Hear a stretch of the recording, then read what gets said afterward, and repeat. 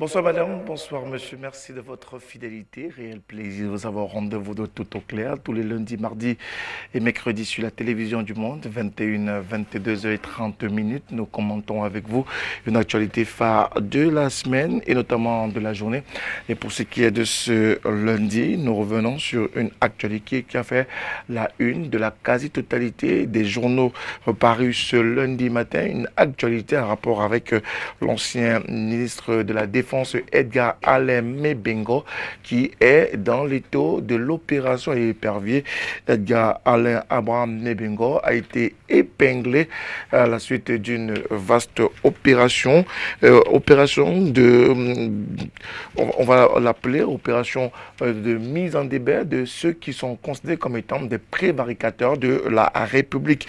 Edgar Alain Mebengo, à la suite de plusieurs autres aux pontes du régime, notamment membres du gouvernement pour la plupart, fait les frais de détournement de deniers publics alors qu'il officiait au ministère de la Défense. Et c'est notamment l'affaire Mark Force Gate, comme on peut l'appeler désormais, qui a permis aux éléments de la justice camerounaise de mettre en difficulté Edgar Alain Mebengo et plusieurs autres personnes dans le cadre de cette opération. Une opération qui aujourd'hui fait les choux gras de la presse. Edgar Alain Mebengo est désormais, depuis vendredi dernier, à la prison centrale de Yaoundé-Kondengui, où il a passé les premières nuits. D'après certains journaux d'ailleurs, il a été accueilli gracieusement par un autre détenu là-bas, ancien membre du gouvernement, ancien directeur général de la CRTV, Gervais Mondozé, qui lui a fait l'hospitalité de ce cadre carcéral au Cameroun, notamment à la prison centrale de Yaoundé-Nkondengui. Edgar Mebengo, comment est-il tombé? Pourquoi est-il tombé? Des questions et bien d'autres sur lesquelles nous ne manquerons pas de revenir dans le cadre de ce programme Tout au clair sur la télévision du monde. Vous le savez, Tout au clair, c'est votre débat interactif. Vous pourrez donc tout à l'heure nous envoyer vos messages, vos contributions à travers le 699 57 30 26, 699 57 30 26, et vous participez de plein droit dans ce programme qui est le vôtre à la maison, chers téléspectateurs.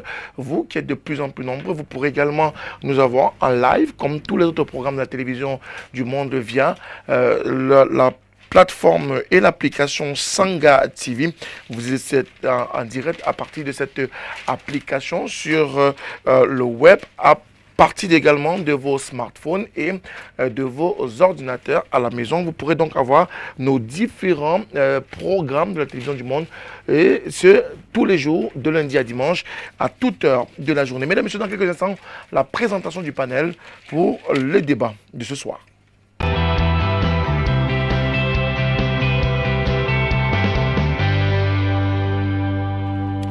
Nous revenons sur le plateau de la télévision du monde, notamment de Tout au clair de ce soir. Mesdames et messieurs, merci encore de votre fidélité. Bonsoir, bienvenue comme il est de tradition. Vous le savez, lundi, mardi, mercredi, 21h, 22h, nous échangeons, discutons et débattons en votre compagnie avec nos différents panélistes ce soir encore. Ils sont là, ils sont 4 messieurs qui sont confortablement installés sur ce plateau, et avec eux, nous allons faire le débat autour de cette affaire considérée comme étant l'une des plus grosses de l'opération épervier, puisque Edgar Alain Abraham Mebengo, ancien ministre de la Défense, ancien directeur du cabinet civil, ancien préfet, ancien ministre des Transports, est épinglé. Plusieurs attendaient cette incarcération. Il y a très longtemps qu'on annonçait la nasse de l'opération épervier autour de ce grand homme du régime et même du pouvoir en place au Cameroun. Finalement, c'est fait. Edgar Alain Mebengo est au tribunal criminel spécial, mais également il est gardé à la prison centrale de Yaoundé-Kondengui. Et parmi les 4 messieurs qui débattront avec nous ce soir, il est militant pour le Social Democratic Front. Il a accepté d'être en notre compagnie ce soir. Eric Pimlap nous revient. Eric, bonsoir. Bonsoir Monsieur Moutomé, bonsoir aux copanélistes et bonsoir à vos nombreux téléspectateurs. Permettez-moi déjà de marquer mon soutien à tous ceux qui sont emprisonnés injustement pour leur prise de position et d'avoir une pensée pour nos compatriotes du nord-ouest et du sud-ouest qui depuis plus de 2 ans vivent le martyre. Merci à vous d'être là ce soir. À côté de vous, qu'on ne présente plus, Thierry Niopet, directeur de publication de Reflet d'Afrique TV, qui nous fait l'honneur, le plaisir de partager encore avec nous ce soir ce plateau de Tout au clair. Thierry, bonsoir. Bonsoir Frédéric, je dis également bonsoir aux autres copanélistes, je dis bonsoir aux téléspectateurs de cette belle émission qui monte et qui continue de monter. C'est un plaisir d'être là ce soir. On espère que le sujet qui a fait l'objet ou qui fera l'objet du débat tout à l'heure attirera effectivement l'attention de plusieurs autres téléspectateurs comme les autres sujets de cette émission. Merci à vous. En face, un autre qui nous vient du mouvement africain pour la nouvelle indépendance et la démocratie lomanidaine, Jean-Baptiste Kedjaten. Bonsoir. Bonsoir, monsieur Moutomé. Bonsoir à vos téléspectateurs. C'est un plaisir de vous avoir ce soir encore. C'est nous qui sommes heureux d'avoir été invités au débat pour le compte du Maïdem. Merci à vous. À côté, le consultant permanent de tout Ocléa sur la télévision du monde, Michel Moussala, consultant émérite, hein, et on a coutume le dire, directeur de publication, éditorialiste de grand nom national sur la place nationale et internationale. Il nous revient ce soir, directeur de publication pour Aurore Plus, qui est donc notre consultant permanent dans le cadre de ce programme. Michel, bonsoir. Bonsoir Frédéric, bonsoir à tous les panélistes. Et je les connais assez intelligents. Compte tenu de la thématique de ce soir, je suppose que les choses seront dites et chacun de nous a sa bestiaire assez pleine pour dire aux téléspectateurs qui attendent de nous un certain nombre de choses. La vérité, rien que la vérité. Rien que ça et dire des choses... Alors, je voudrais préciser que nous avons sollicité pour le cadre de cette émission un homme de droit qui nous a dit qu'il viendrait. Et jusqu'à cette heure, il n'est pas encore là. Et aussi, nous avons pris attache avec le service en charge de la communication au sein du Rassemblement démocratique du peuple camerounais, qui malheureusement n'a pas pu trouver quelqu'un de disponible pour être avec nous ce soir dans le cadre de ce programme sur la télévision du monde. Il est bon de porter cette précision pour éviter tout amalgame tout au long du débat tout à l'heure. Alors Michel, on débute avec vous.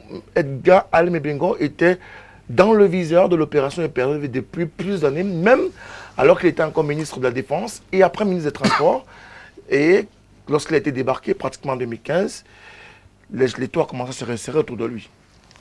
Bien, Frédéric, c'est tout simplement qu'on remonte un peu l'histoire. Vous savez qu'on a un confrère qui est resté sur le carreau à la suite de ses analyses qui portaient sur la gérance de M. Mebengo. Vous savez bien qu'on a perdu le nommé Jules Koum.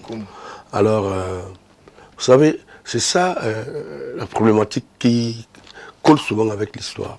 Parce que de mémoire de journaliste, il me souvient aussi, je ne serais peut-être pas de ce monde, ma témérité à vouloir à ce que les Camerounais sachent la vérité, m'est poussé à faire la prison en 1994 dans le cadre du PAD, du port autonome. Et j'ai vu beaucoup de journaux, effectivement, qui ne jouent pas de complaisance quand il s'agit des intérêts de la nation. Donc, M. Mebengo est bel et bien poursuivi, savait bien qu'à la fin, au-delà de ceux qui pensaient qu'il se présentait comme un intouchable, que d'une manière ou d'une autre, dans sa gestion, les Camerounais auront à demander exactement qu'il leur rende compte de sa gestion. Et vous savez, elle n'est pas seulement prise sur le prisme de ce que les uns et les autres disent selon les intérêts. Il faut comprendre que dans ce pays, il faudrait que ça s'arrête. Et pour que ça s'arrête, il faut bien que cette lutte d'assainissement que le président de la République a pris comme option continue.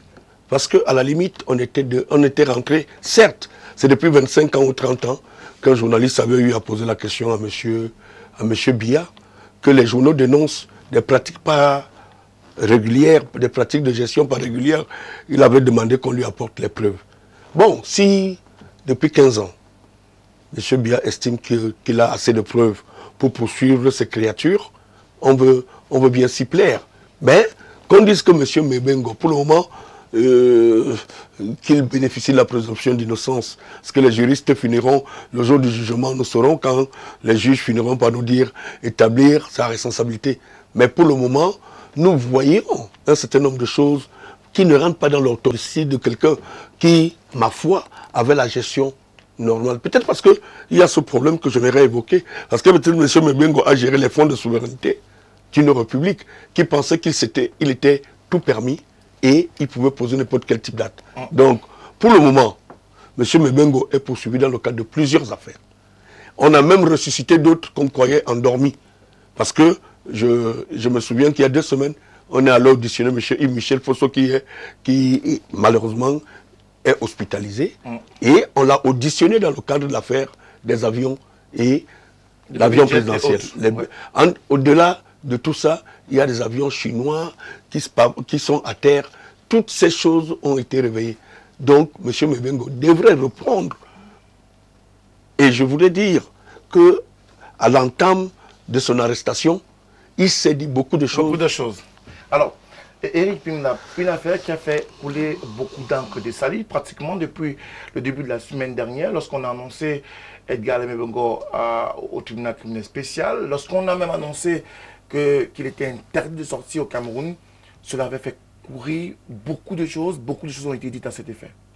Ce que j'ai envie de dire, c'est que c'est de la pure distraction. Permettez-moi de le dire, c'est-à-dire que c'est vrai, le cas Mebengo, c'est comme plusieurs autres cas, on pourrait les citer à l'appel, mais en réalité, c'est de la pure distraction. Je ne crois pas que, de mon point de vue, il est question de nous distraire de l'essentiel. L'essentiel aujourd'hui au Cameroun, c'est la crise dans le nord-ouest et le sud-ouest. L'essentiel ici aujourd'hui au Cameroun, c'est la violation de nos libertés individuelles et collectives. Voilà les questions qui devraient nous prendre à cœur. Maintenant, le cas Mebengo, sincèrement, ce que j'ai envie de dire, je ne vais pas m'attarder parce que là, il jouit de la présomption d'innocence. Donc, on ne peut pas affirmer qu'il a fait X ou Y. Mais c'est un problème beaucoup plus systémique. C'est-à-dire, vous avez, si aujourd'hui on parle de Mebengo, on pourrait parler de M. Mamafouda, on pourrait parler de M. Jean Kouété, on pourrait parler, je peux vous citer les noms, à l'appel. C'est-à-dire que nous sommes dans un système qui a fait de la corruption et du détournement de fonds un principe de gestion. C'est-à-dire que ce ne sont pas des cas isolés et rien n'est fait pour qu'ils ne volent pas. C'est-à-dire qu'on a de nouveaux ministres qu'on a nommés récemment. Nous avons une constitution qui a un article 66 qui parle de la déclaration des biens. Le monsieur, en tout cas le président de la République qui devrait signer le décret d'application pour cette déclaration de biens ne le fait pas. En réalité, c'est que de temps en temps, il s'assoit. Lorsqu'il manque, à la limite, avec quoi il va distraire le peuple, il prend une personne dans son groupe et il le met à la vindicte populaire, c'est tout. Ça n'a rien à voir. À la limite, on parle de l'opération d'assainissement des finances publiques. Ça ne veut absolument rien dire. Alors, Jean-Baptiste, Éric Pimna nous dit que c'est de la plus distraction que d'interpeller M.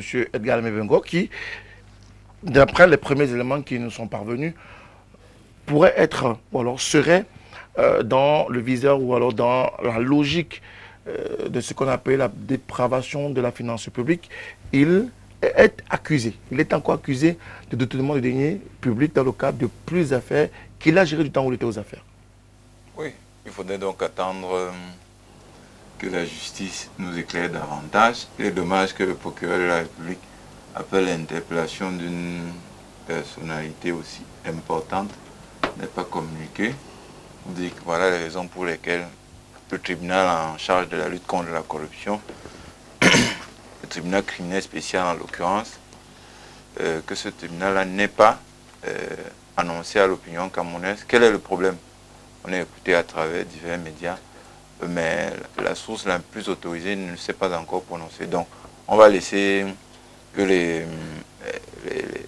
l'affaire continue. Elle ne fait que commencer. Donc on va laisser qu'elle dévoile tous les contours de l'accusation pour que chacun puisse être fixé, comme M. Pinlap l'a dit. Parce que quand elle ne fait que commencer, on ne peut pas dire qu'il est coupable ou pas.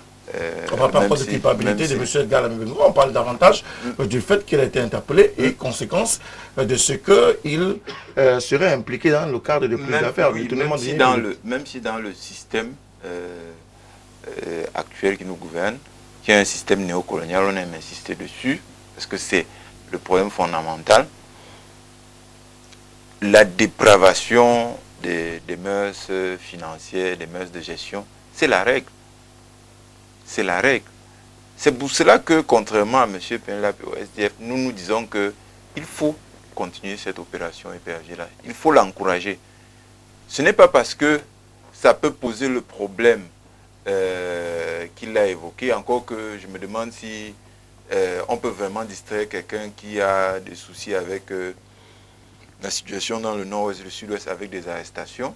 On ne peut pas vraiment distraire les Camerounais avec une seule arrestation.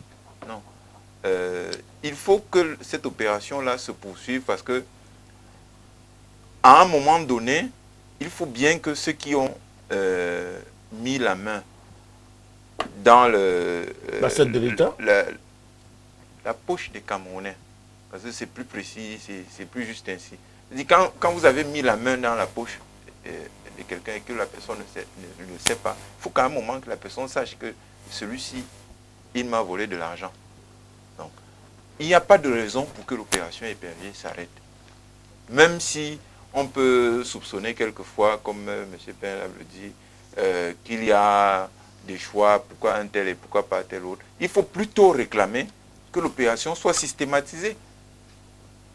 Et non pas dire qu'elle s'arrête sous prétexte qu'elle va... Et je ne vois pas comment est-ce que arrêter ces gens-là va vraiment distraire les Camerounais de leurs préoccupations quotidiennes. Et puis, dites-vous bien une chose, si elle s'arrête, le système va se renforcer. Oh. Si elle continue, le système va s'affaiblir. Donc on ne peut pas encourager les gens à continuer à voler sous prétexte que les arrestations sont à tête chercheuse. Alors même si ces arrestations sont à tête chercheuse, hein, non, on va revenir là-dessus, M. Pimba. Même si l'opération peut être considérée comme étant une opération à tête chercheuse, il reste tout de même que M. Edgar Alain Bengo est derrière les barreaux aujourd'hui, Thierry Nopet, tout comme le colonel Ghislain Victor Mboutou, ancien attaché de défense du Cameroun au Maroc, mais aussi Maxime Banguin, ex-conseiller technique au ministère de la Défense, et le sieur Victor Emmanuel Meignier, directeur général adjoint de la banque SCB, des personnalités qui sont toutes impliquées dans le cadre de cette affaire, tout comme l'épouse de M. Edgar Alain Bengo. Thierry Nopé. Je vous assure que quand on évoque le sujet Bengo, j'ai de fortes raisons de couler des larmes. Le grand frère Moussala, le directeur de publication, dont tout le monde connaît les états de service, a relevé avec beaucoup d'emphase tout à l'heure qu'il y a un confrère qui y a laissé sa peau. Il s'agit de Jules Koumkoum, qui était le directeur de publication d'un journal qui avait le vent en poupe, le Jeune Observateur, directeur, en fait promoteur d'une chaîne de radio, Radio Hop, dont j'étais le directeur général. Et puis, il y avait beaucoup d'autres initiatives. Il y a une télé, la télévision Hop, qui était sur des fonds baptismaux. Alors, tous ces projets sont morts à la suite, parce que vous savez, les entreprises camerounaises sont des entreprises extrêmement nombrilistes qui résistent difficilement à leurs promoteurs à cause parfois des problèmes de famille, mais ce n'est pas le lieu de les soulever ici. Mais c'est quand même pour souligner que ce brillant journaliste, qui était par ailleurs reporter, le représentant de Reporters sans frontières, avait abattu un travail formidable. Il a effectué des déplacements dans le monde entier pour travailler, pour scruter, pour permettre justement aujourd'hui au tribunal criminel spécial et à d'autres institutions qui ont été mises en branle par le gouvernement de la République pour lutter contre la corruption, en fait pour permettre à ces structures-là d'avoir de la matière. Et je crois qu'elle a suffisamment donné du sien au point de laisser sa vie. Il est le seul, en fait il fait partie de ceux-là, pas le seul certainement, à avoir mis au devant de la scène l'affaire McPherson. Il y a de cela 8 ans. À cette époque, je me rappelle, il y a des défenseurs tels que M. Bonla, Gilbert, qui l'avait abordé pour lui dire « tu allais un peu trop, calme un peu ».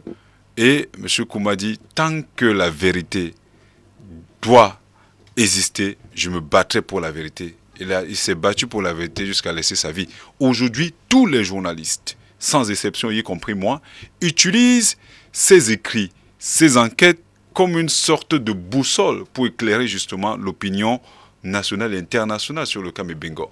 À dire que Bengo est encore présumé, oui, présumé, mais il est quand même du côté d'un Kondengui. Ça veut dire qu'il est privé de sa liberté. Ça veut dire qu'il y a quelque chose qu'on lui reproche nécessairement. Et s'il y est, c'est parce qu'on a retrouvé des traces. L'affaire va se poursuivre, il ne comparaîtra pas libre, c'est un fait, contrairement à son épouse. Les 4 autres, en fait les 3 autres ne comparaîtront pas libres, ce qui démontre quand même qu'il y a quelque chose, il y a un anguille sous roche. Ça peut être une opération de distraction, c'est clair, parce que je l'ai dit, le quotidien, je crois de l'économie a publié un excellent article, un dossier de 2 pages qui parle de ces fautes de gestion, parce que toute personne qui a accès à la fortune publique aujourd'hui est susceptible d'être interpellée à tout moment, parce que les garde-fous n'ont pas suffisamment été élaborés. La NIF, la CONAC, l'institution de bonne gouvernance et le reste sont en réalité des bras morts qui n'ont pas un véritable pouvoir policier pour mettre réellement en branle une quelconque politique. Il y a un juge. Le juge de l'opportunité, c'est qui? Il demeure le président de la République. À partir de là, on peut comprendre que cela peut être une opération à tête chercheuse, elle peut être une opération politique, mais toujours est-il que toutes ces personnes qui sont aujourd'hui incarcérées se reprochent nécessairement de quelque chose. On reviendra certainement sur les autres aspects de cette opération tout à l'heure, parce que la nécessité de l'application de l'article 66 est indéniable. Plus que jamais d'actualité. Alors Michel Moussala, on a vu une perquisition au domicile de Mebengo, comme on n'en a pas souvent vu pour les autres qui sont dans les geôles des prisons du Cameroun.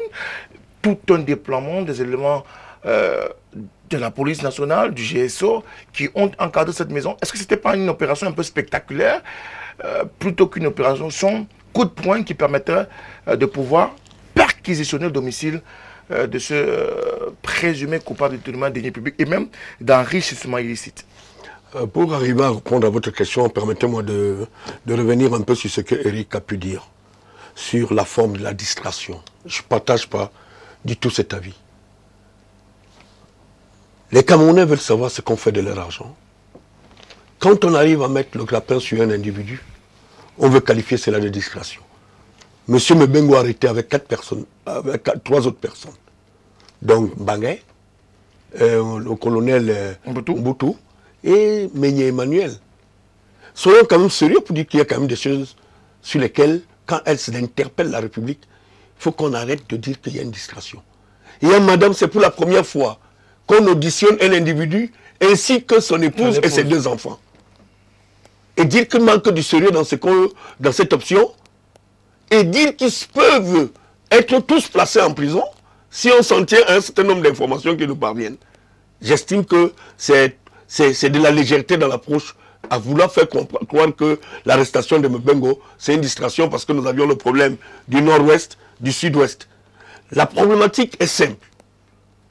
Quand vous faites Doko Tignala au jour d'aujourd'hui, c'est un calvaire. Mais quand on vous dit qu'un Camerounais a pu soustraire 200 millions du trésor de notre argent, comme disait Jean-Baptiste, et que cet argent pouvait servir ou à construire une route ou à construire une école, et qu'on estime qu'on peut passer outre un cas comme celui-là, j'estime que, en ce qui me concerne, il faut prendre un peu du recul pour qualifier ce type d'approche.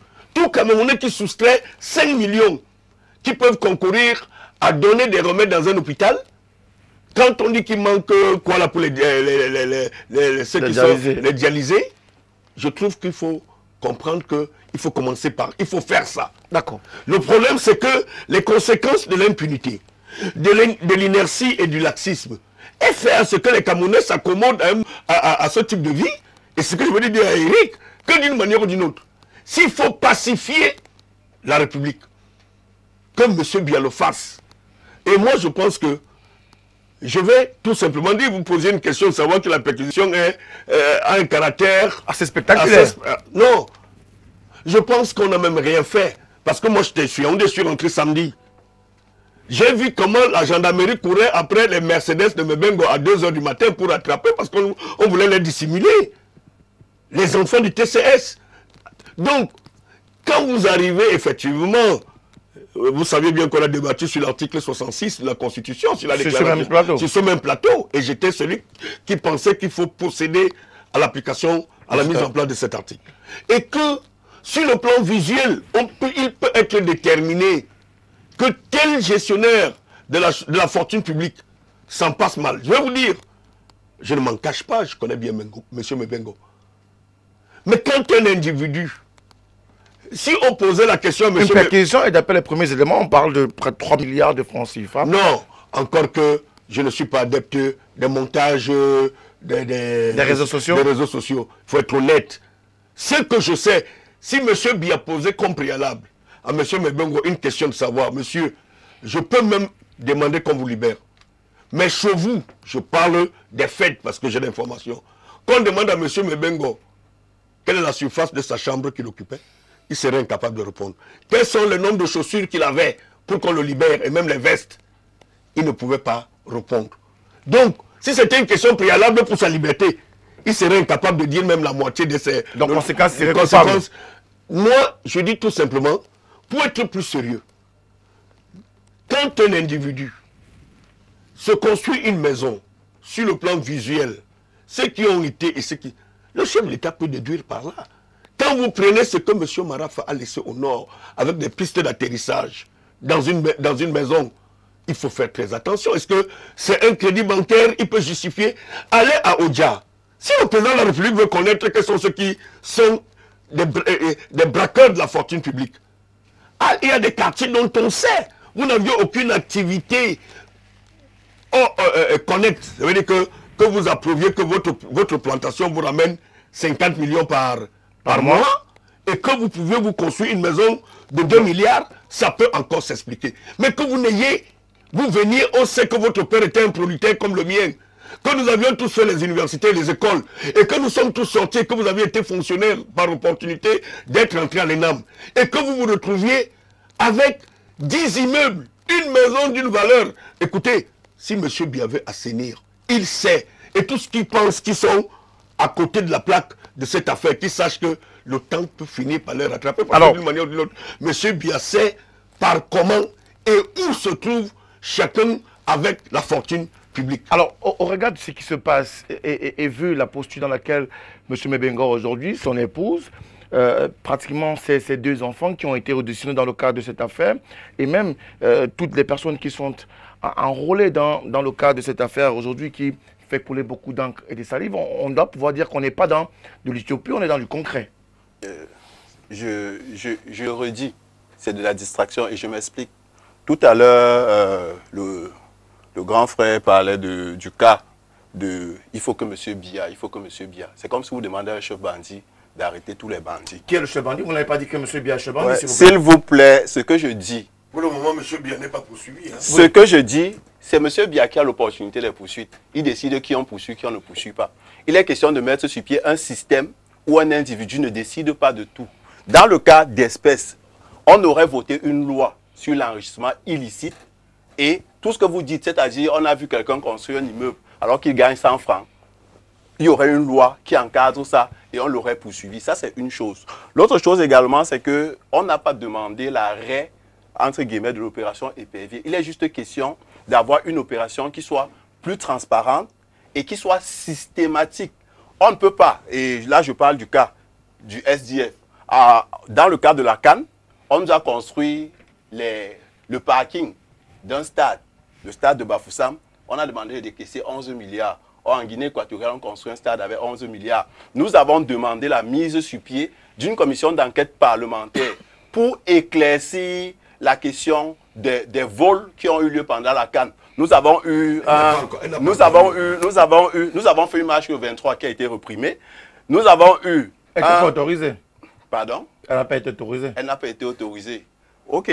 Elle n'a pas été, elle a été reprimée et nous l'avons fait. Maintenant, l'autre chose, vous avez un monsieur qui est venu sur une chaîne concurrente.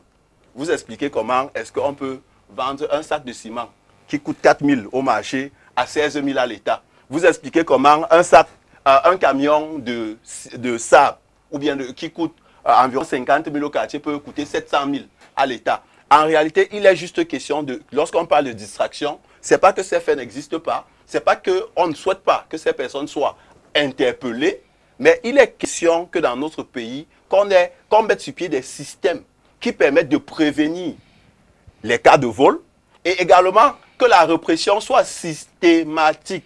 Vous avez la CONAC qui a, il y a de ça quelques années, dans le cadre du projet Maïs, indexé un certain nombre de personnes, dont le secrétaire général du RDPC.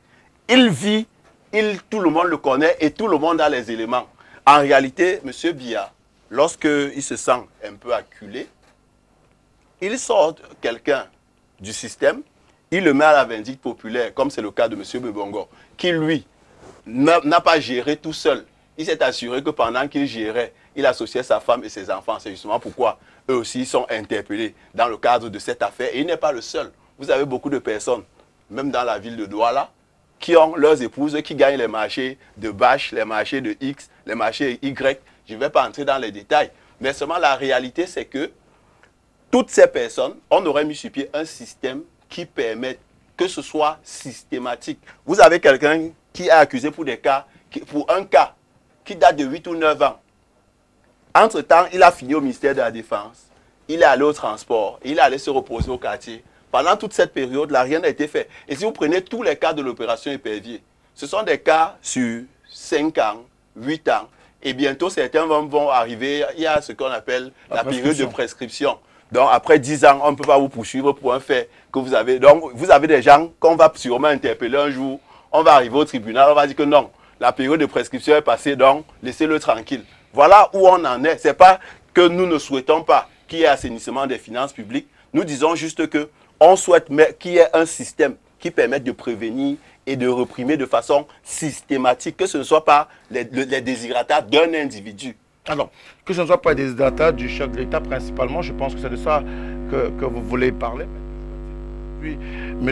Edgar Alain Mebengo et ses co-accusés sont tenus à la prison centrale de Yaoundé-Kondegui. Cela est-il un signal fort, non seulement pour cette affaire, mais également pour les gestionnaires actuels de la fortune publique? Parce qu'il faut également le dire, plusieurs autres personnalités sont dans le viseur de l'opération Épervier. Non, ce n'est pas encore un signal fort. Quand on voit le problème que nous pose la mauvaise gouvernance, quand on voit toutes les manifestations de la mauvaise gestion du bien public, on ne peut pas considérer que l'arrestation d'un individu, fut-il connu, célèbre, décrié par beaucoup, incriminé par une bonne partie de la presse, on ne peut pas considérer que pour lui seul ce soit un signal fort. Nous souhaitons que le rythme soit accéléré, qu'on en arrête comme ça par dizaines, par centaines, et là on considérera que quelque chose est en train de se passer. Une fois encore, contrairement à ce que M. Penlab du SDF dit, nous ne nous préoccupons pas de savoir si M. Biya veut régler un compte. La question est de savoir, la question essentielle de savoir, est-ce qu'il faut interpeller tous ceux qui ont distrait la fortune publique? Oui. Le reste, vraiment, on verra ça au fur et à mesure que les arrestations vont s'accélérer. Une arrestation, c'est trop peu par rapport au problème. C'est comme si quelqu'un voulait faire l'ascension du mont Cameroun et il s'entraîne sur la petite colline de Bonakwa, moi, pour ceux qui connaissent Douala ici. Ce n'est pas possible. Quand on regarde l'ampleur du problème, toutes les difficultés auxquelles la gestion de la fortune publique fait face au Cameroun, il faut absolument que le rythme change. Il faut passer à une vitesse absolument, je ne vais pas dire à la vitesse de la lumière, mais absolument différente de ce qu'on a maintenant là. Parce que maintenant, on a des arrestations, ça traîne, ça prend du temps. C'est vrai que la justice doit être systématique, elle doit être prudente, elle doit éviter de causer inutilement du tort à autrui. Mais ce n'est pas un rythme qui puisse nous satisfaire. Tout au moins, quand on sait aussi quelles sont les capacités de la société camerounaise. Parce que si on veut savoir, comme l'ont remarqué tous ceux qui sont sur le plateau, si on veut savoir qui a fait quoi, je ne crois pas que ce soit une tâche aussi difficile que ça pour la justice camerounaise.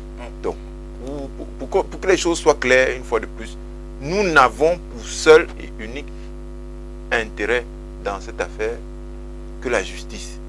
Et la justice commence par l'interpellation de tous ceux qui ont volé les Camerounais, la confiscation de ce qu'ils ont volé et du fruit de ce qu'ils ont volé, et une juste réparation. Alors, parce que ce n'est pas que par ce moyen-là que les choses vont changer. C'est tant qu'on discute des questions de détail, ça va donner du temps. Même Paul Biya, dont M. Penlab se plaît, il va dire, ah vous voyez, si j'arrête trop de gens, ils vont dire non, arrêter tous ceux qui ont volé, point à la ligne. Alors, arrêtez tous ceux qui ont volé, mais dans cette logique de l'opération Hyper-V qui est lancée depuis pratiquement 12 ans au jour d'aujourd'hui, Thierry Yopin, on est dans une situation où pratiquement tout un gouvernement est en prison pour vol de la fortune publique. Je suis en train de dire sur un autre plateau que quand on regarde justement de pareilles choses, on a de forts regrets de se considérer parfois comme Camerounais. Parce que ce sont des hauts commis de l'État qui ont donné du leur dans l'édification de ce pays. Et ce sont des gens qui devraient servir de modèle. Ce sont des gens sur lesquels la jeunesse camerounaise devrait s'identifier. À l'époque, on parlait de Feman. Tous les jeunes voulaient être Feman parce que justement, c'était l'époque où on brandissait de manière ostentatoire la richesse. Et on a fini par voir cela à travers nos ministres. Alors que quand on parle de ministre, on est au service de la République. Un fonctionnaire au service de la République. Quand on parle de fonctionnaire, on fait allusion justement à la gestion de la République, de la chose commune. On ne peut pas gérer la chose commune en s'enrichissant de manière aussi abjecte, de manière aussi insultante, de manière aussi barbare. Je vous appelle, pour l'instant, le ministère public ne s'est pas encore prononcé de manière ouverte sur cette affaire, mais quand on parle quand même d'un détournement, je cite là le journal L'Essentiel du Cameroun pour être fidèle aux sources, quand on parle d'un détournement de 196 milliards de francs CFA, ça donne du tournis, 186 milliards, c'est pratiquement le budget de près de 200 communes au Cameroun, ne serait-ce que les communes rurales. Cet argent peut faire développer énormément des communes, peut faire construire des écoles, des routes. Quand on sait qu'on roule au Cameroun sur pas de nid d'éléphant, mais les pistes ne sont pas carrossables du tout, on est obligé d'aller tout le temps dans des garages, voir des mécaniciens. Quand on regarde parfois comment les enfants dans l'arrière-pays fréquente, parfois même le sol, quand on regarde la qualité de l'eau que les populations camerounaises boivent, au point où aujourd'hui, Dieu merci, l'eau minérale ne coûte plus très cher. Beaucoup de Camerounais commencent à s'habituer peut-être à la consommation de cette eau, bien que cela ait un coût, alors que on pouvait bien avoir une eau véritablement potable si des mesures avaient été prises. Moi, je continue à croire qu'on peut aller au-delà. Pour moi, l'essentiel n'est pas d'avoir tout un gouvernement en prison, cela ne résout pas le problème. Depuis que vous avez parlé de 12 ans, je parlerai de 13 ans, depuis que l'opération Hyper-V a été déclenchée, je ne vois pas, personnellement, je ne vois pas un véritable apport dans le trésor public. Parce que on parle de moins de 20 milliards jusqu'ici. D'ailleurs, les chiffres ne sont même pas actualisés parce que on n'arrive pas, le ministère public ne se prononce pas, le ministère de la Justice ne se prononce pas. Donc, on ne comprend pas exactement ce qui se passe, alors que le peuple camerounais a besoin de savoir. Parce que Jean-Baptiste le soulignait tout à l'heure, on gruge quand même.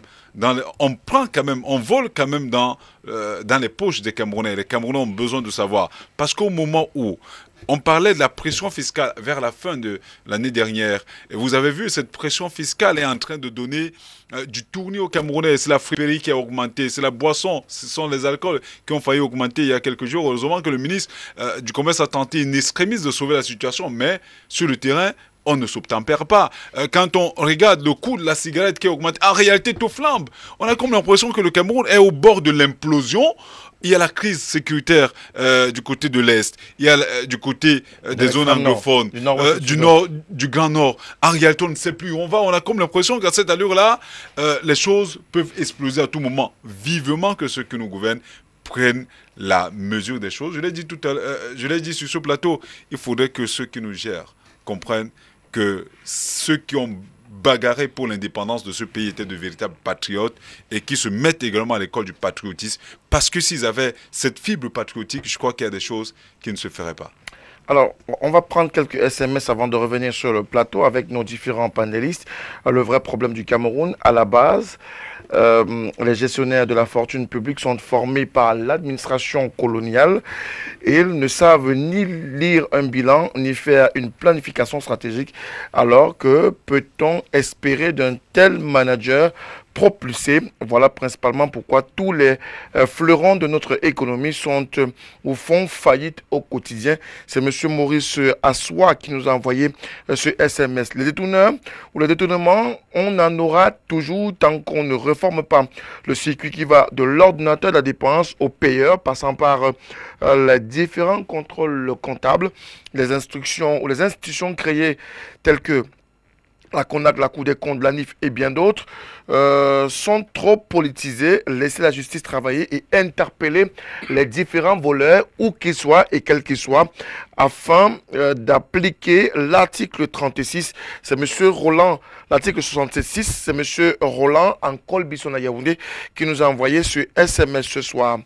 Bonsoir le plateau, l'opération Épervier doit continuer son travail, s'assurer que tout cet argent que les gérants volent soit remis dans les caisses de l'État et que l'incarcération soit plus sévère à l'EFAC ou à l'EMAFAC Junior.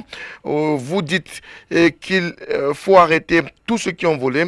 De vous à moi, quel ministre ne vole pas? C'est la question qu'il pose à la fin de son propos. Une autre question ou alors une autre intervention. Bonsoir Thierry. Tous ces voleurs doivent rendre gorge car c'est notre patrimoine, même ceux qui les défendent comme ceux qui ont agressé les journalistes le jour de la perquisition au domicile de M. Edgar Alembengo, c'est Aristide de Yaoundé. Ce sont ces détourneurs qui nous mettent dans la misère dans laquelle nous sommes aujourd'hui.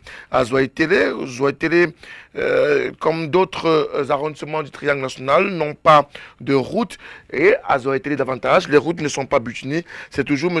Aristide qui nous a envoyé ce SMS. N'appelez pas ce numéro de téléphone, ils ne pourront pas vous prendre. Bonsoir le panel. Ce que dit le monsieur du SDF a vraiment raison. Il faudrait que cette opération soit véritablement systématique. En plus, ces arrestations ne nous avantagent en rien tant que l'article 66 de la Constitution du Cameroun n'est pas appliqué. Ça devient du folklore. Monsieur Ebon et Christian, depuis que toutes ces personnes sont en prison, que ce soit les citoyens lambda, qu'est-ce que le citoyen lambda a gagné ou a gagné en plus en termes de croissance? C'est toujours monsieur Ebon qui nous envoie le SMS. Le problème, c'est pas ces ministres qui volent, c'est le système qui est mis en place dans le cadre de la gestion publique au Cameroun. Plusieurs SMS également sont arrivés dans notre contrôle dans le cadre de ce programme tout au clair. Pas d'appel à ce numéro, s'il vous plaît, mesdames, messieurs. Si on les arrête, mais on ne récupère pas les sous, ça sert à quoi? Ça ne sert à rien du tout. Le message n'a pas été signé. Monsieur Bia est au courant de tout ce qui se passe sur l'ensemble du triangle national. Davantage, pour ce qui est de ces différents voleurs, il prend certes les décisions, mais il les prend en retard. C'est signé monsieur Fodi Chofo qui nous envoie ce SMS. Un autre SMS. Vous ne parlez que de l'affaire Edgar concernant les gens qui sont là où ils devraient être au lieu d'informer les Camerounais sur les plus de 3 heures d'échange de 10h à 13h dans les quartiers Nacho, Azéré, Travelers et Roadabout entre les ambazoniens et l'armée camerounaise. On en parle toujours, bien évidemment, et dans le cadre de nos différentes éditions du journal. Vous ne manquez pas d'avoir ces différentes informations. Traiter notre président de Chabandi, on l'a refusé sur ce plateau et M. Pimla devrait s'excuser sur la question. Est une insulte à la nation. C'est un Camerounais qui le dit. C'est Crescence de Bonabéry. Et que vous sachiez que nous sommes à l'écoute de ces atrocités que vous et votre parti balancez tous les jours contre le régime et notamment le président de la République. Nous ne vous donnons pas raison, nous ne vous donnons pas l'opportunité de dire ce genre de propos. Il est question de défendre la nation camerounaise et défendre la fortune. Un point, c'est tout. Voilà quelques éléments que nous pouvons lire pour déjà planter le décor par rapport aux SMS qui continuent de tomber. Ils sont très nombreux, ces SMS ce soir. Mes chers, je reviens à vous. On va voir quelques-unes des journaux qui traitent de cette affaire depuis la semaine dernière jusqu'à ce matin. On a comme l'impression que c'est un acharnement de la presse camerounaise contre M. Edgar Alembengo, avec la complicité de la réalisation. Est-ce que la presse a été suffisamment explicite autour de cette question, de cette affaire Edgar Alembengo? Moi, je suis tout de même surpris que vous parliez d'un acharnement contre Mebengo. entre les supposés 300 milliards emportés par un individu, l'aide à la presse au Cameroun n'est que de 50 millions. On peut multiplier et même la rendre à 1 milliard si un seul individu ne s'approprie pas la fortune d'une république. Qu'est-ce qui soit plus grave entre 10 petits journaux qui parlent de Mebengo et la fortune qu'on amasse en longueur de journée par un ministre? Vous pouvez imaginer, Frédéric, et ça il faut le dire, je suis un peu peiné, parce que quand on parle de la somme des ministres qui sont sous le coup de poursuites judiciaires au Cameroun, ça vient même tuer les efforts de ceux qui prétendent être peut-être un modèle pour travailler pour la République. Parce que, d'une manière ou d'une autre, nous n'allions pas refaire notre société. Nous faisons la société avec les gens qui sont là. Et que nous n'allions pas inventer ou faire venir des saints. C'est toujours ces Camerounais. Et puis, je suis loin de croire que, intellectuellement, ceux qui sont sous le coup de poursuite ne sont pas assez intelligents ou bien qui n'ont pas assez de matière pour la gestion des choses de la République. Non, je pense que c'est trop facile pour quelqu'un qui a dû le dire. Mais je dis que 1000 journaux, quand on arrêtait monsieur le colonel Mboutou en France avec des mallettes d'argent, c'était l'image de la République qui en pâtissait. Il n'était pas question de dire que les journaux ont traité, c'est les journaux français qui ont parlé de Mboutou. Quand on arrête un ministre à l'extérieur avec des devises dans une république qui se dit une république normale, il n'est pas question, c'est le nom de la république qui prend un coup. On sait que les Camerounais, et c'est comme si on parlait, moi, j'avais fait au moins 50 numéros sur la Fémania à l'époque. J'ai fait des reportages, excusez-moi, chez un confrère, RFI, tout le monde, c'est moi qui faisais le reportage sur la Fémania pour dénoncer équipe nationale junior, équipe nationale cadet, pour tuer, parce que je voyais des étudiants qui libéraient les salles, les amphis pour se convertir dans cette merde. J'ai pris comme journaliste, et c'est le devoir moral, former, informer. Si la presse camerounaise s'apprésentait sur M. Mebengo, c'est relativement négatif par rapport à tout ce qu'il a eu à poser comme acte. Pour le moment, ce n'est pas le jugement de la presse qu'il faut faire, mais c'est le jugement de celui qui est l'auteur de ce que la presse dénonce. Alors, la presse, Thierry Nopel n'a-t-elle pas pris fait et cause contre Edgar Mebengo? C'est qu'on s'est partagé sur la question parce que dans cette presse-là, justement, et le débat a fait florès dans les différents groupes de médias, de journalistes, parce que parmi les gens, justement, qui aujourd'hui tirent à boulet rouge sur Edgar Alain Mebengo, il y a beaucoup dont la patte avait été graissée à l'époque par ce dernier. Il y a beaucoup qui ont mangé l'argent de Edgar Alain Mebengo, et c'est de l'argent, effectivement, issu de la prévarication. Qu'on le veuille ou pas, j'ai évoqué un cas tout à l'heure, le cas du feu Jules Koum. Je peux vous parler en tant qu'acteur. Dans le cadre justement de ce travail d'enquête rendu dans un hôtel de la place à Yaoundé, l'un des hôtels les plus huppés d'ailleurs, où on avait rencontré l'un des émissaires d'Edgar Alain Mebengo qui était venu effectivement demander que l'on sursoisse à ce que nous étions en train de faire. Je vous assure qu'il a davantage été question d'argent. Mais, une fois de plus, la rectitude morale de celui qui gérait ce dossier, M. Koum, nous a démontré une fois de plus qu'il y a encore des journalistes intègres dans ce pays.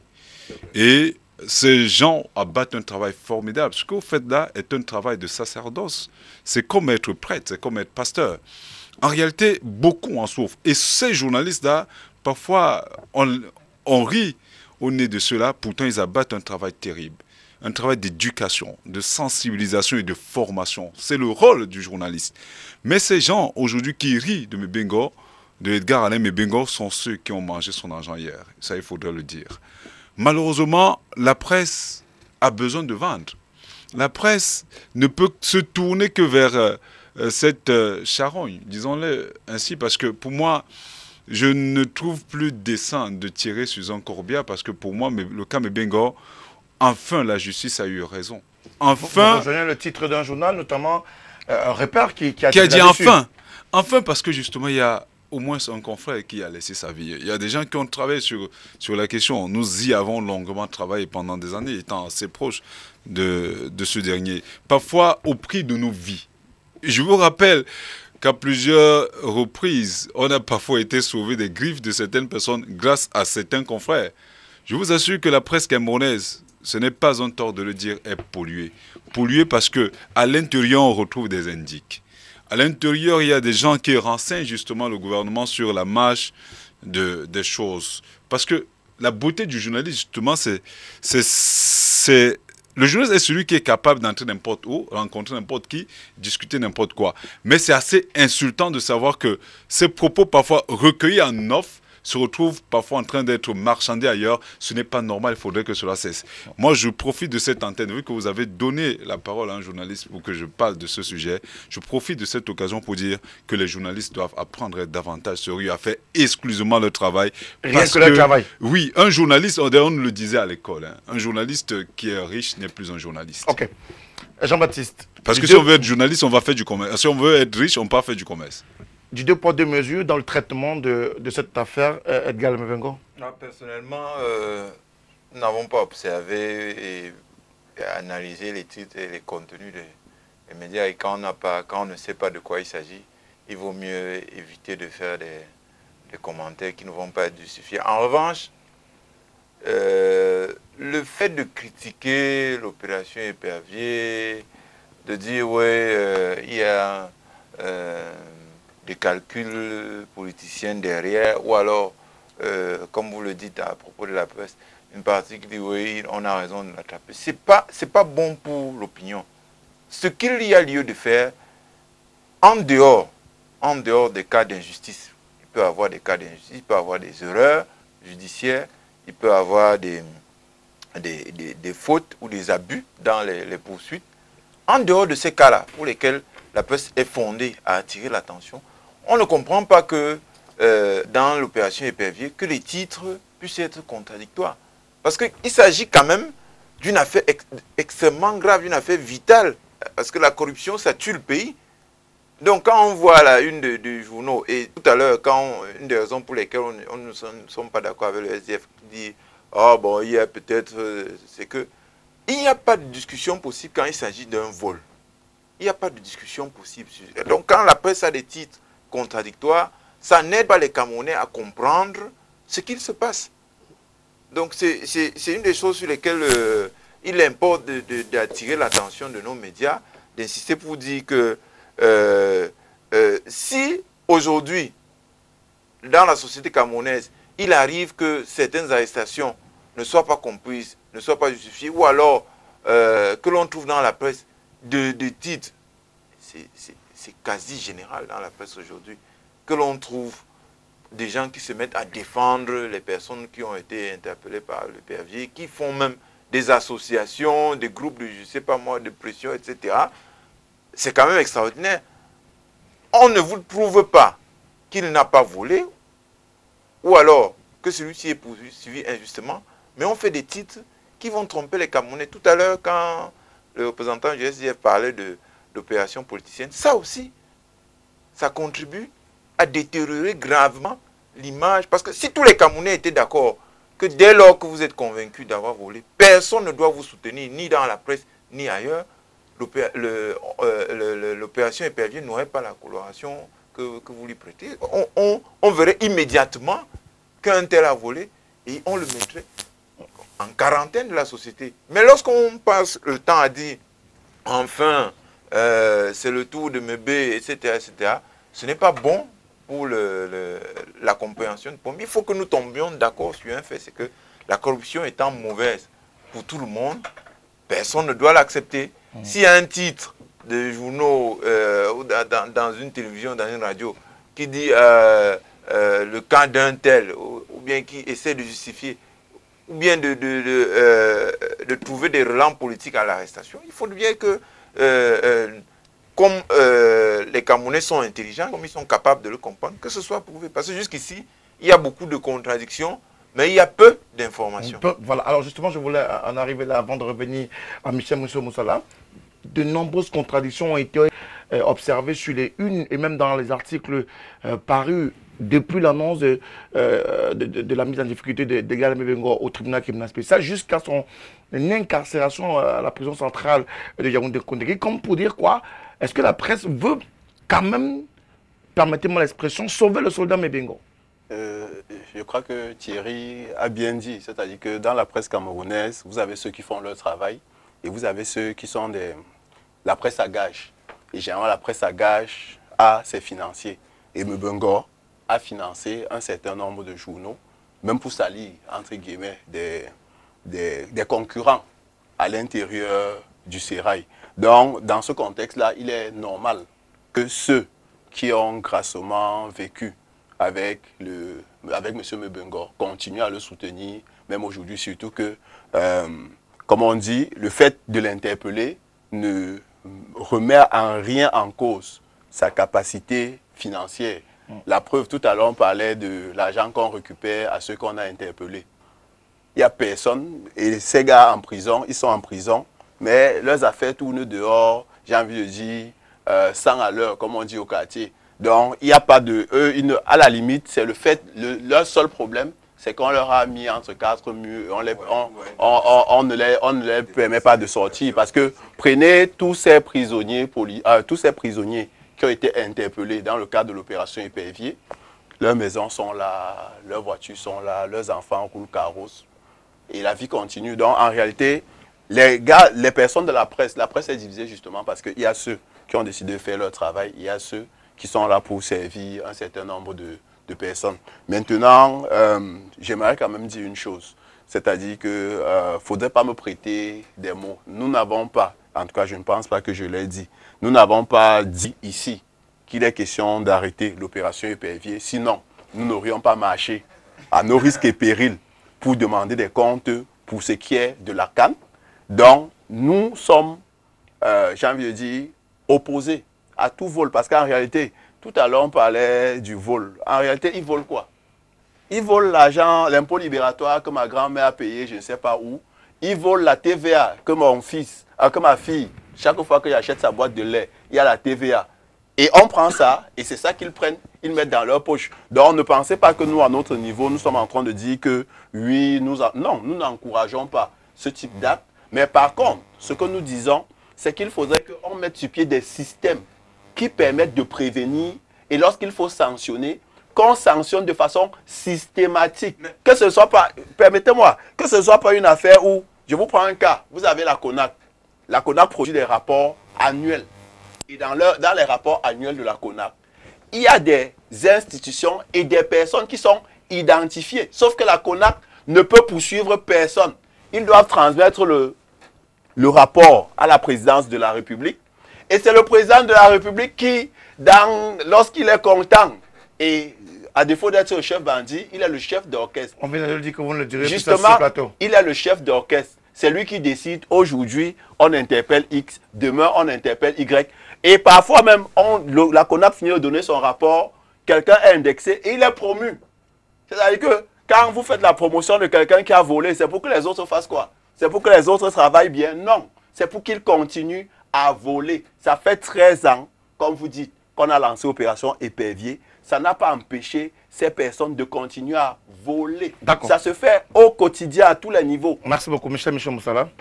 Bon, je vais... Pour sortir de cette question de la presse. Moi, je voulais tout simplement dire à Thierry que par expérience, je sais de quoi je parle. Quand je m'attaquais à la gestion de M. Ababa, certains de mes confrères m'avaient livré, pendant que j'avais 27 procès sur l'état de la République.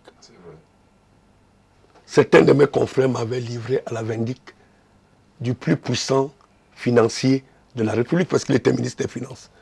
J'ai avec moi, j'ai avec moi les factures. Ces confrères qui m'écoutent aujourd'hui là savent que je détiens des factures émanant d'eux.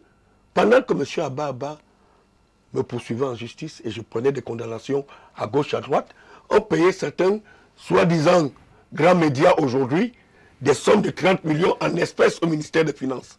J'évite d'évoquer... On ne donne pas les noms. Non, je suis quand même assez mature pour que je fasse comprendre aux gens. Je dis bien, certains qui se déclarent aujourd'hui grands et qui donnent l'impression qu'ils sont des donneurs de leçons, à les décharger. Et quand je les ai interpellés avec les bons qui disaient défense du ministère des Finances, 40 millions, 35 millions, ils m'ont dit, écoute gars, on fait tout ça pour vivre. Mais moi, pendant ce temps, je faisais mon travail de journaliste.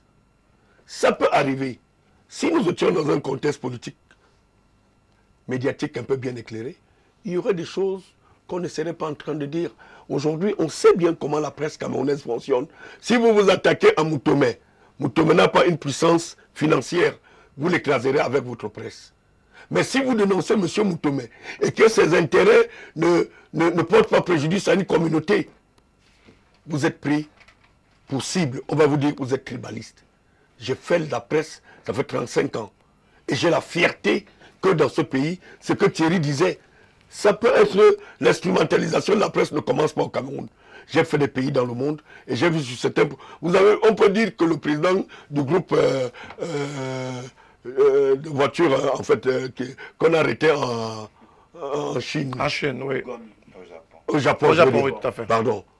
On aurait pu voir la position de la presse française qui reprochait la justice japonaise de ne pas voir les méandres des contrats qui sont passés. On peut prendre autant d'exemples sur l'instrumentalisation de la presse pour dire que, pour chuter, pour dire que nous sommes dans un contexte. Et M. Biya, c'est le président, le garant des institutions. Qu'il fasse une programmation. Je vais vous faire rire, M. Moutomé, et c'est la vérité. Je suis, il y a 2 ans de passage à Yaoundé, j'appelle un aîné qui était ministre. Et je décide d'aller lui rendre visite. Il me dit non, écoute, viens le matin, on prend un petit déjeuner.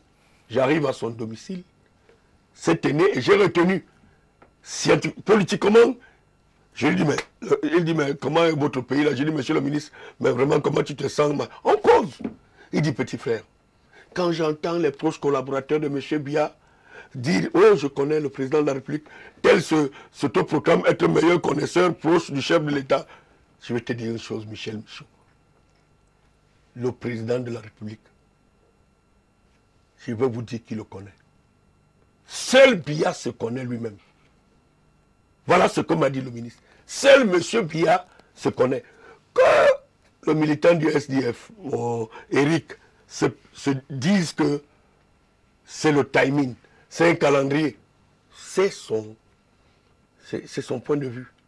Mais je pense tout simplement que si nous rentrions dans l'esprit des hommes assez posés que nous sommes, nous pouvions dire que la lutte contre la corruption, la lutte contre l'assainissement des mers peut permettre à un pays, tôt ou tard, parce que c'est le créateur et ses créatures.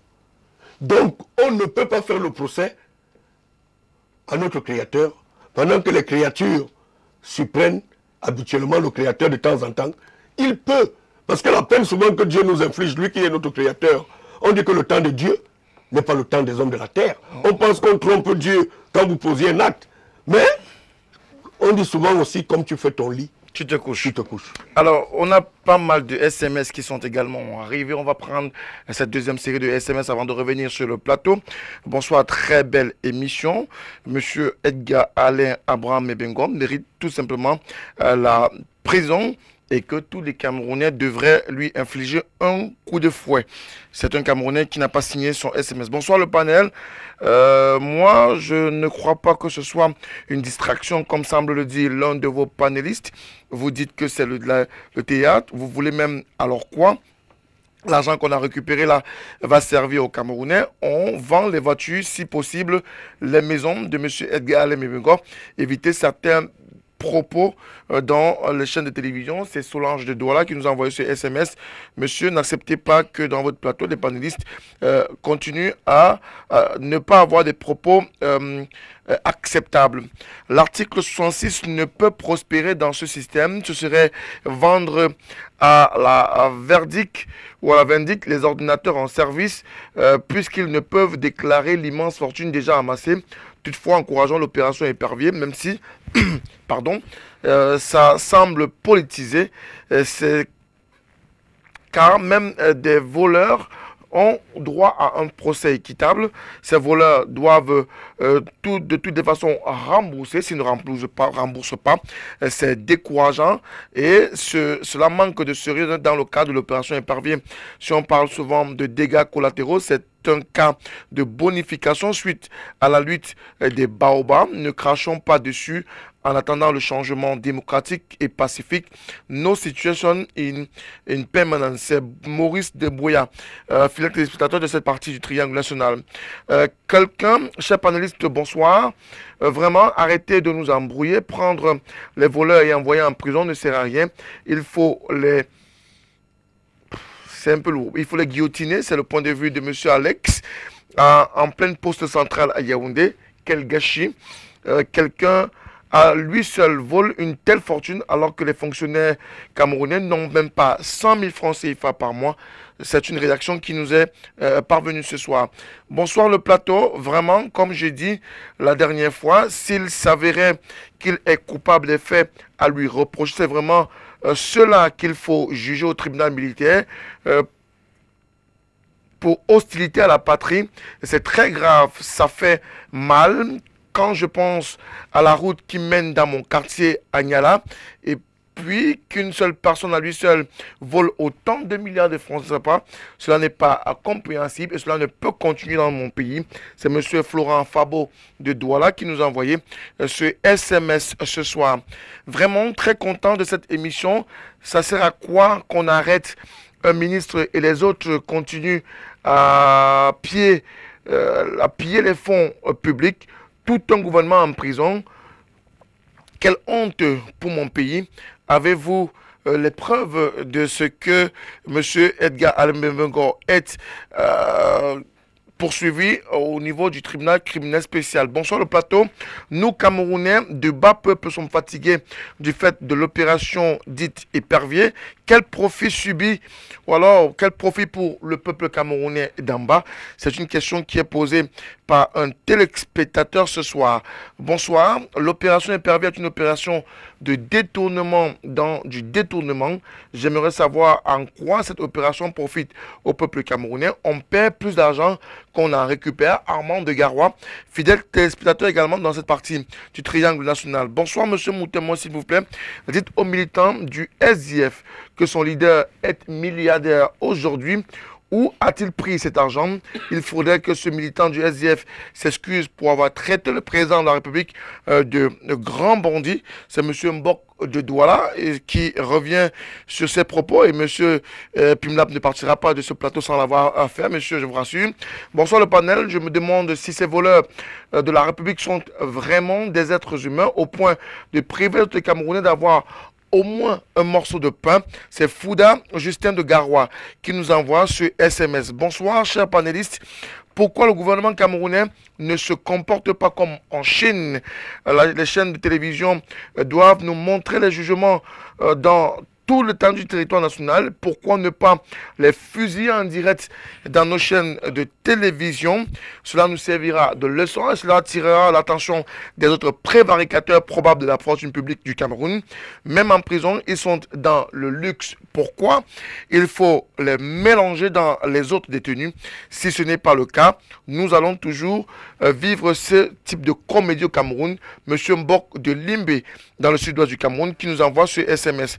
Bonsoir, monsieur Mebengo doit rembourser tout ce qu'il a détourné et je félicite le président de la République, monsieur Paul Biya, pour cet acte fort. Je l'encourage à continuer dans cette dynamique. Un autre SMS qui est arrivé ce soir, je pense que le président a laissé assez de temps pour l'intervention dans les détournements des deniers publics. Il mérite une condamnation solide selon la loi pour ce qui est d'Edgar Alain Abraham Mebengo, son épouse, ses enfants et même tous ses co-accusés. C'est M. Marcus Epanlo qui nous envoie ce SMS ce soir. Bonsoir à vous sur le plateau. C'est M. Blaise Nouton. Je pense que si ces voleurs de la République étaient fusillés sur la place publique, beaucoup rendraient gorge sans que les contribuables souffrent davantage sur l'ensemble du triangle national. Bonsoir. On ne doit pas laisser en prison. On ne doit pas laisser en prison. Ça ne va rien changer. Récupérer les sous, donc l'argent, et financer les communes. Cela servira à notre triangle national. C'est M. Stone de Bouddha qui nous envoie ce SMS dans le cadre de ce programme. Tout au clair ce soir. Ces 2 derniers SMS et puis on revient sur le plateau. Vous croyez que lorsqu'on vole 192 milliards de francs CFA, c'est pour manger du pain? C'est une question. C'est Jacques qui nous envoie cette question. Et puis bonsoir, monsieur. C'est monsieur Fefen Jean-Paul depuis Massagam. Le véritable problème, c'est de faire que l'argent soit purement et simplement recouvré et rentré dans les caisses de la fortune publique. C'est un SMS qui nous est parvenu également parmi les autres SMS. Alors on revient sur le plateau et on commence avec monsieur Pimlap et puis monsieur Ketchaten. Monsieur Pimlap, pourquoi malheureusement avec ces différentes affaires, on a connu pas mal d'autres affaires avant. Ancien Premier ministre du gouvernement, Inoni Efrem, Marafa Amidou Yaya, Hubert Olangena. Bon, non, on ne va pas citer tous les noms. Aujourd'hui, dans l'affaire Edgar Lemebengo, malheureusement, vous l'avez reconnu vous-même, le système continue d'être pourri par la corruption. Pourquoi? Tout simplement parce que le système a besoin de cette corruption pour vivre. Lorsque vous avez un pays où rien ne va, où un président de la République est élu après avoir fait 7 minutes de campagne électorale, vous comprenez bien que chacun dans son village, après avoir, chacun va dans son village, après avoir détourné l'argent du peuple camerounais, donné du riz et du poisson à nos concitoyens pour les embrouiller, comme on dirait au quartier. Donc ce qu'il faut noter, c'est que nous n'avons pas mis sur pied une véritable structure pour prévenir les cas de détournement, c'est-à-dire que nous avons un foisonnement d'institutions qui se marchent même sur les pieds, mais qui n'ont aucun moyen de répression. C'est-à-dire que tous finissent, ils font leur rapport qu'ils envoient à la présidence. Tous finissent, que ce soit le Conseil supérieur le contrôle supérieur de l'État, que ce soit la CONAP, que ce soit la NIF, que ce soit la Cour des comptes, qui fait de très bons rapports. Quand ils finissent, ils envoient à la présidence de la République et finalement, c'est le chef de l'État, qui est le chef d'orchestre, qui décide de l'opportunité de poursuivre X ou de poursuivre Y. Donc, ce que nous souhaitons et ce que nous demandons, c'est déjà que l'article 66 soit appliqué. Également, qu'on ait une loi sur l'enrichissement illicite au Cameroun et qu'on n'attende pas, que quelqu'un ne détourne pas, on attend 9 ans. C'est-à-dire que tu détournes aujourd'hui, tu as une promotion, tu as une autre promotion, tu as encore une autre promotion et c'est au crépuscule de ta vie qu'on vient dire que non, tu avais détourné il y a 9 ans. Parce que quand vous prenez le cas de M. Mais la loi permet qu'on puisse rassembler les éléments de preuve pour pouvoir poursuivre. Ça peut faire 9 ans aussi. Lorsque un monsieur, si prenons le cas qui nous intéresse, c'est le cas de M. Mebengo, qui est accusé d'avoir passé des marchés où il a eu sûrement des rétrocommissions. Vous croyez qu'il faut 9 ans pour savoir qu'il y a eu des rétrocommissions? Non. Je vous le dis, non. Dans tous les pays sérieux. Il ne suffit pas de le dire, non. Il faut apporter des éléments de preuve. Justement, la justice va faire ce travail. Et lorsque vous avez une justice qui fait réellement son travail, je ne crois pas que les policiers que nous formons tous les jours, nous les formons pour rien. Sauf si vous me dites que tout le temps qu'ils passent à Moutenguene ou bien qu'ils passent à Yaoundé, à l'école de police, c'est pour perdre du temps. Si c'est le cas, vous nous le dites. La réalité, c'est que nous formons des policiers qui font du bon travail. Donnez-leur du pain à moudre et qu'ils fassent leur travail. N'attendez pas 9 ans, 10 ans pour aller, j'ai envie de dire, à la limite, toutes les preuves auraient disparu. Lorsqu'il y a un crime, généralement, ce qu'on fait, c'est qu'on vient, on met une zone de sécurité, on prélève les preuves le plus tôt. Parce que plus le temps passe, plus on a de chances que les preuves disparaissent. Donc, mettons sur pied un système qui permet, 1, de prévenir les cas de détournement et de corruption, 2, de traiter de façon systématique, que ce soit les plus grands, que ceux d'en bas. Moi, je fais généralement la ligne de l'Ouest. Vous avez des postes fixes. Permettez-moi d'entrer là-dedans, mais en réalité, c'est ça. C'est-à-dire que vous avez des points fixes où, quand le bus arrive, le motoboy descend, il a déjà le tarif de ce point-là. Il part, il donne et on continue, et ainsi de suite. Et ces points sont connus. Ce n'est pas quelque chose qu'on fait, personne ne sait. Donc, qu'on puisse attaquer la corruption, de la plus petite corruption jusqu'à la plus grande. Et finalement, permettez-moi de dire ça, c'est que l'une des choses que nous avons demandé, au moins pour les employés, pour les autres, parce que les Camerounais, ils s'en sortent bien, c'est qu'il est question de revaloriser le salaire des fonctionnaires au Cameroun, de telle sorte que les fonctionnaires puissent vivre dignement. D'accord. On a compris, les fonctionnaires devraient pouvoir vivre dignement, mais il n'est peut-être pas question aussi de la question salariale des fonctionnaires. On sait au moins le niveau de vie des ministres de la République. Donc, on a du mal, on a parfois du mal à pouvoir comprendre que ces ministres, au regard de tout ce qu'ils ont autour d'eux, versent malheureusement dans la prévarication de la fortune publique. Il n'y a aucun mal à comprendre cela. Le système... Oh là là, on est coupé là. Et Léo s'est fâché.